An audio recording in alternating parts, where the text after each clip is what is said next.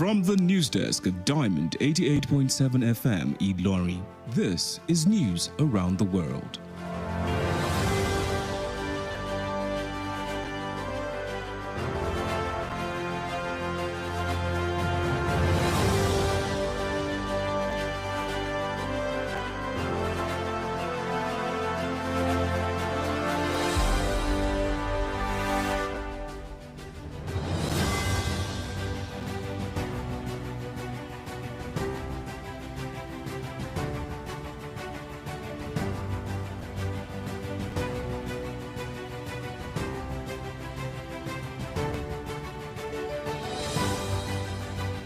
Headlines. Ex-Power Minister Adelabu declares gubernatorial ambition in Oyo. APC panel confirms disqualification of Assembly aspirant linked to Rivers Governor. Sharps goods destroyed as fire raised popular market in Ilorin. And on to the foreign scene, Uganda's president sworn in for record 7th term. In business news, U.S. consumer inflation hit 3-year high fueled by Iran war. In entertainment news, Don Jazzy debunks prioritizing some artists in his label over others. And from the exciting world of sports, Super Falcons to play African country in international friendly after Jamaica's snub. Good evening and many thanks for joining us for news across the world on Diamond 88.7 of Family Lorry. I am Omonike, Babatunde. You can listen to us via our website at www.diamondfm.net or watch us live on Facebook at Diamond 87 of You can also download the app on Play Store, Diamond 87 of We'll bring you details of the news after this break. Let's go, please. See, Weto is from our tribe and we have the same religion, so we have to protect our own. Our tribe isn't corrupt. I beg you, leave them now, our Peking. Wait, stop and think. Do you realize that the impact of corruption and careless decisions by that clansman or family member of yours doesn't know tribalism or nepotism? Let's hold everyone accountable for a better society and country. If you see something, say something to the right authorities. This message is reaching you from Diamond 88.7 FM Ilorin.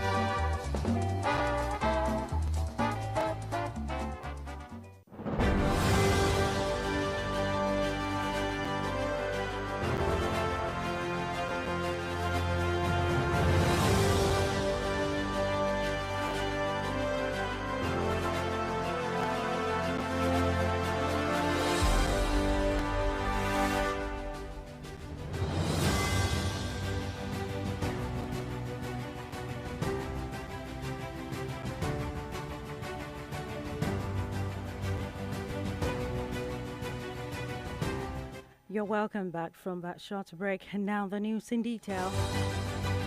Immediate past Minister of Power Adebayo Adelabu has declared his intention to contest the gubernatorial election in Oyo State. Adelabu, a former deputy governor of Central Bank of Nigeria (CBN), said he will contest on the platform of the All Progressives Congress (APC). He declares his intention at Obafemi Awolowo Stadium, Ukiado in Ibadan. Adelabu, while addressing the gathering, noted that he joined the race because he believes that the state deserves more dividends of democracy. Adelabu promised to implement projects and policies aimed at improving the living conditions of the people of the state. The Rivers State All Progressives Congress (APC) House of Assembly Screening Appeal Committee has confirmed the disqualification of aspirant linked to the state governor, Siminalayi Fubara. Addressing journalists today, the appeal committee chairman, by Abdul Mohammed, confirmed that 19 appeals have been submitted by some of the disqualified aspirants. The 65 disqualified aspirants have been identified as Fubara's loyalists.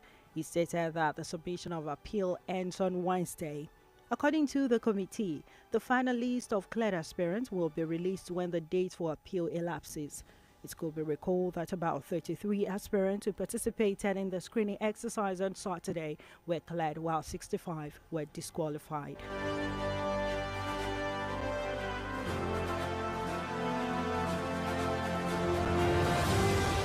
Minister of the Federal Capital Territory FCT Nyesom Wike today visited the All Progressives Congress APC National Chairman Professor Nentawe Yewata Goshwe at his residence in Abuja. Although the details of the meeting were currently not available, it may not be unconnected to the political event unfolding in Rivers State. It will be recalled that Governor Siminalayi Fubara's loyalists aspiring for the Rivers State House of Assembly were disqualified by the screening committee. The development signaled the renewal of the face-off between Fubara and Wike, his predecessor. There are speculations that the governor may also be disqualified from pursuing his re-election under APC. A major fire outbreak has destroyed several shops at the popular Mandate Market in Ilori, the Kwara State capital. The incident, which occurred in the early hours of today, threw the bustling market into confusion. Several shops with goods worth several millions of naira were gutted in the fire.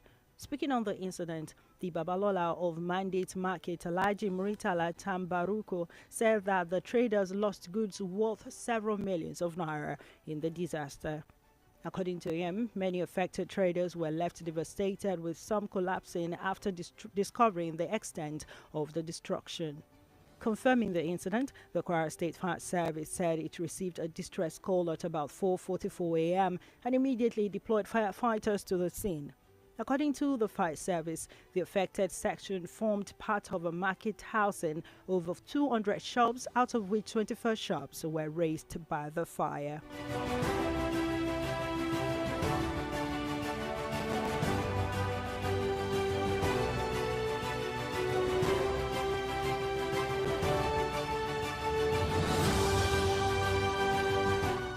The KWS Garment Production Village has secured a strategic consumer partnership with the Kwara State government to optimize operations at the Kwara Garment Factory and ensure the facility operates at maximum capacity. The partnership was formalized through the signing of a Memorandum of Understanding MOU involving the chairman and executive chief officer of the KWS Garment Production Village, Folake Akindele, the Kwara State Commissioner for Business, Innovation and Technology, Damilola Yusuf Adelodu, and the Managing Director of the Garment Factory, Adedeji Bukola K. Speaking at the signing ceremony, Akindele described the partnership as a major step towards placing Kwara on the global market production map. On her part, Commissioner Adelodu said the partnership was necessary to fully activate the potential of the factory through a public-private partnership arrangement. She explained that the state government had laid the foundation for the project, adding that private sector collaboration was essential to make the factory fully operational and sustainable. The news across the world is reaching you from Vitamin 88.7 of Ilori. We'll go on a break now, and when we return, we'll bring you foreign, business, entertainment, and sport news. Don't go away, please. Follow us on social media, Facebook, Twitter and Instagram at Diamond 887 FM. Diamond FM, shining supreme.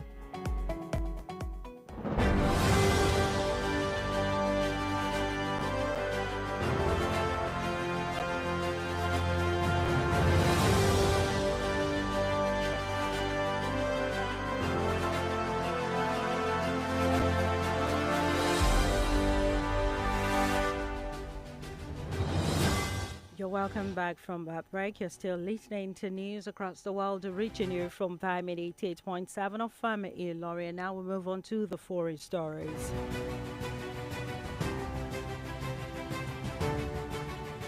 Uganda's President Yoweri Museveni has been sworn in for a record 7th consecutive term following his landslide victory in disputed election in January, extending his tenure as one of Africa's longest-serving rulers.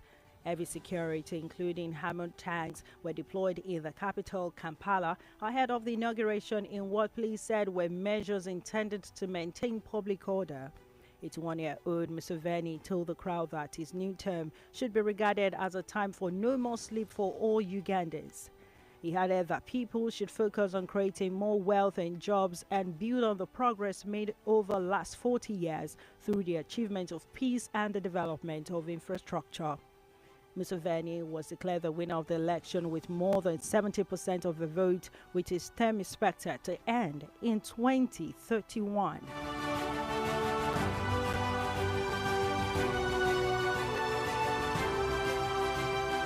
Still on the foreign scene,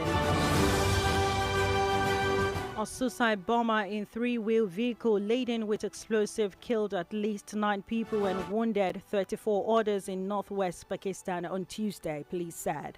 Senior police official Muhammad Sajid Khan, who confirmed the incident, said the suspected suicide attacker approached the 2 traffic police officers stationed at the checkpoint before blowing himself up. The blast comes days after another suicide attack saw a car bomb detonated at a checkpoint in Borno before militants opened fire on police, killing at least 15 people. Afghanistan's Taliban government have repeatedly denied Pakistan's accusation that Afghan territory were a safe harbor for militants.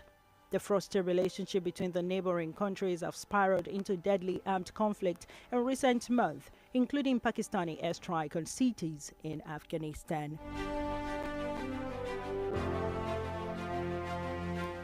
And that ends our foreign news. Up next is our business news.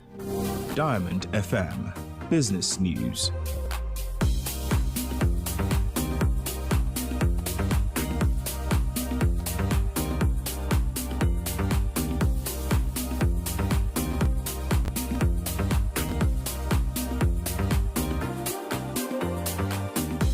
In our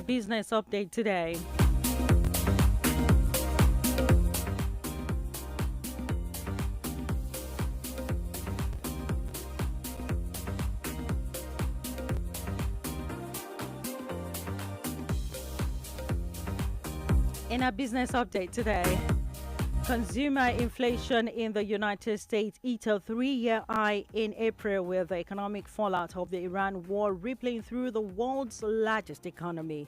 The consumer price index CPI rose 3.8% year-on-year, up from March's 3.3% figure, the U.S. Bureau of Labor Statistics said. The U.S.-Iran war on Iran has engulfed the Middle East in violence, with Iranian retaliatory action targeting Washington's regional allies and virtually blocking the Strait of Hormuz. In April, the U.S. price index for energy rose 17.9% compared to a year ago. BLS data showed by far the largest price jump for any category.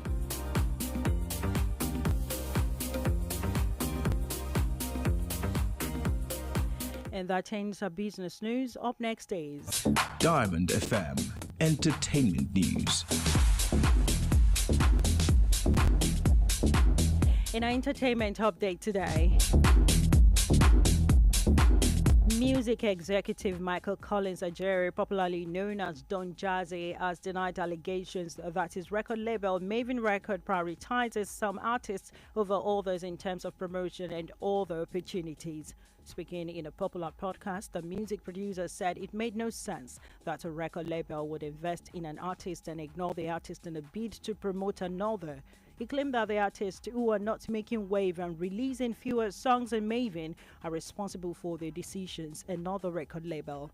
He also claimed that imposter syndrome and overthinking are responsible for the allegations of neglect by artists who assume their colleagues are treated better.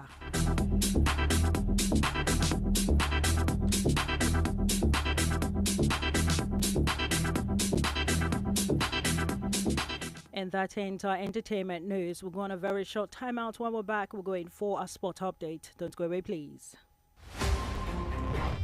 Chai, my head, oh. Oga landlord, why you dey shake like ceiling fan? Eh? My village people don't come again, oh.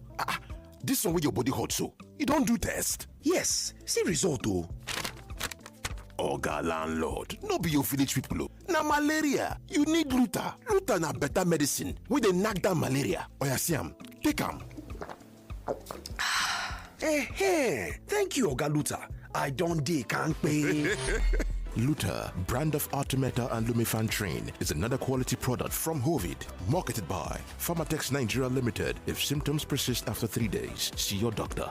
Everybody say thanks, Luta. Malaria's in big trouble. Ferrobin iron and care, the good for your body, share you, yeah. Oh, yes. Wake up, feel strong, feel free with Ferrobin. Iron for you and me. Ferrobin is a product of Feedsin Healthcare PLC, available in pharmacies nationwide. Ferrobin, the ideal blood builder. Diamond FM Sports News.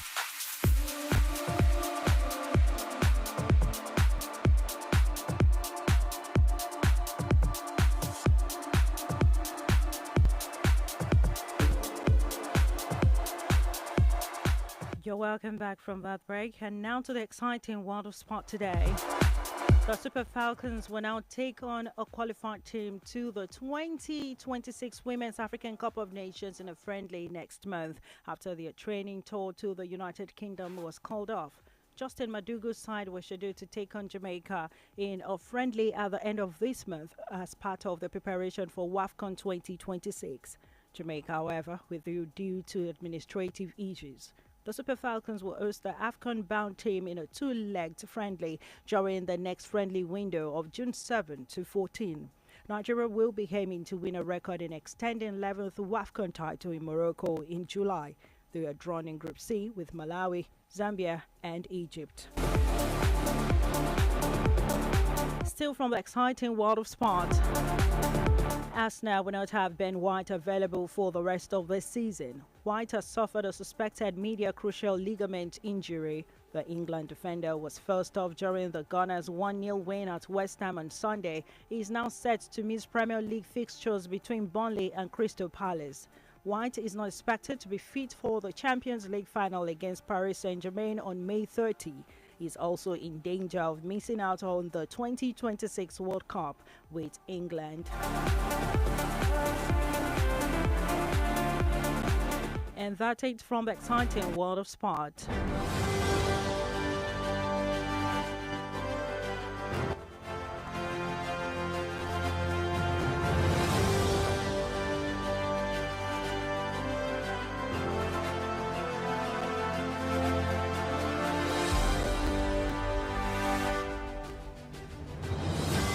With that, we've come to the end of news across the world. But before we go, here's a recap of the major highlights. Ex-Power Minister Adelabu declares gubernatorial ambition in Oyo.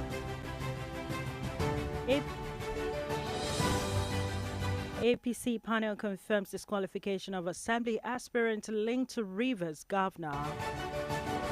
Sharps goods destroyed as fire raises popular market in Ilorin. And on the foreign scene, Gardens president sworn in for record 7th term. In business news, U.S. consumer inflation hit 3-year high fueled by Iran war. In entertainment news, Don Jazzy debunks prioritizing some artists in his label over others. And from the exciting world of sports, Super Falcons to play African country in international friendly after Jamaica's snub. For today in history, did you know that on this day in 1987, the Ibrahim Babangida military regime renamed the University of Ife to Obafemi Awolowo University, OAU, Ile-Ife, in honor of the first premier of the Western region, Chief Obafemi Awolowo, who passed away in May 1987. And now you know. For information about happenings around you, kindly contact Diamond FM newsroom number on 091 6062 7526. One more time, 091 6062 7526. The news across the world was edited by Abiodun Akinwumi, and my name is Omonike Babatunde. Thank you for listening to your Shining Supreme station, and please stand by for the news in Yoruba language. Good evening.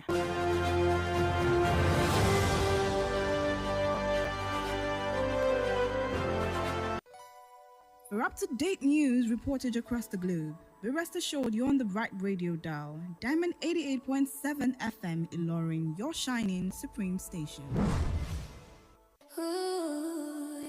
88.7 FM.